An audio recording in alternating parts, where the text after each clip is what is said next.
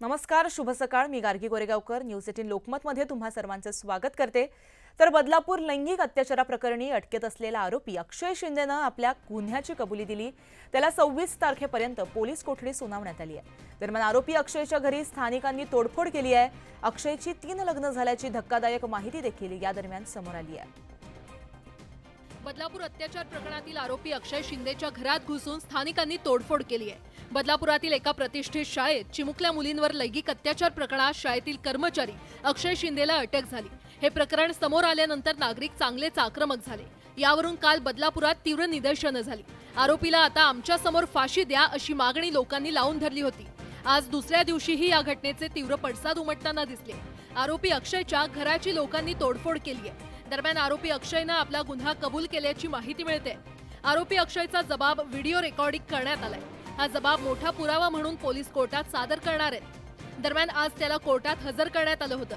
यावेळी त्याला 26 तारखेपर्यंत पोलीस कोठडी सुनावण्यात आली आहे. यावेळी काही अज्ञातांनी अक्षय शिंदेच्या घरात घुसून तोडफोड केली.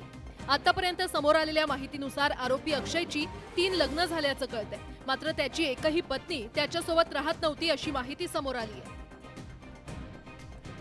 बदलापूरमधील घटनेविरोधात सर्वसामान्य जनतेमध्ये तीव्र संताप निर्माण झाला.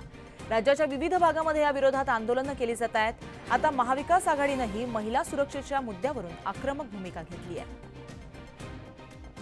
बदलापूर घटनेच्या निषेधार्थ आणि महिला सुरक्षेच्या मुद्द्यावरून महाविकास आघाडीनं येत्या 24 तारखेला महाराष्ट्र बंदची हाक दिली आहे. या बंदमध्ये महाविकास आघाडीचे सगळे घटक यात सहभागी होणार असून या माध्यमातून अकार्यक्षम सरकारला आरसा दाखवण्याचं काम जनता करेल असंही नाना पटोले यांनी म्हटलंय. राज्यात महिला आणि मुली असुरक्षित असल्याचा आरोपही नाना पटोलेंनी केलाय.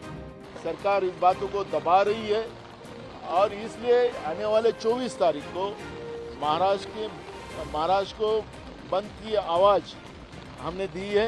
लोकांची अन्यायाविरोधात तीव्र प्रतिक्रिया असल्याचं बदलापूरमधील घटनेतून समोर आल्याचं मत शरद पवार यांनी व्यक्त केलं. आवश्यक पद्धतीने एखाद्या अन्याय लक्ष दिलं गेलं नाही जो कसे तीव्र प्रतिक्रिया व्यक्त करतात हे उदाहरण पण काल बदलापूरच्या माध्यमातून झाले. महिला सुरक्षेच्या मुद्द्यावरून विरोधकांनी आक्रमक पवित्रा घेतलाय. या मुद्द्यावरून विरोधकांनी सरकारला घेरलंय.